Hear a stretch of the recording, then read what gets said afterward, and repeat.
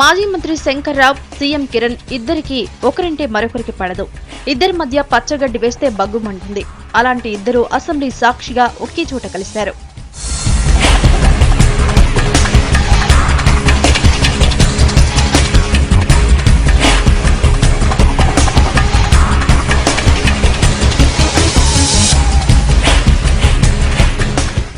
తెలంగాణ ముసాయిదా బిల్లు చర్చపై అసెంబ్లీలో మాజీ మంత్రి శంకర్రావుకు మాట్లాడే ఛాయిస్ వచ్చింది.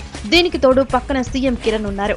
ఇంకేముంది, వచ్చిన ఛాన్స్ ను చక్కగా ఉపయోగించుకున్నారు శంకరన్న. తాను అనుకున్నదంతా అసెంబ్లీ సాక్షిగా కక్కేశారు.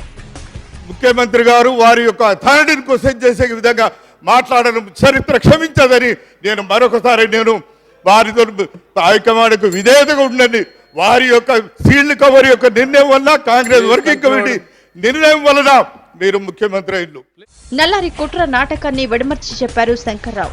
సీఎంను 3 ఏళ్లు వెనక్కి తీసుకువెళ్లి ఫ్లాష్ బ్యాక్ విప్పారు. కిరణ్ రాష్ట్రానికి ముఖ్యమంత్రి, చిత్తూరు జిల్లాకు తేల్చుకోవాలని ఛాయిస్ ఇచ్చారు శంకరన్న.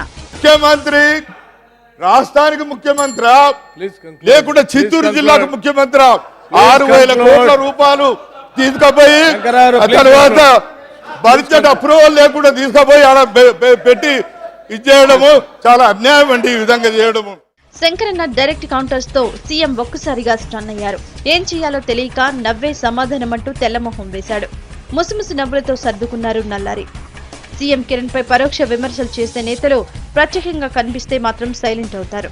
నా రూటే సెపరేట్ బాపతి శంకరన్న మాత్రం ఇండైరెక్ట్ గానైనా డైరెక్ట్ గానైనా సీఎం ను కడిగి పారేశారు మాజీ మంత్రి.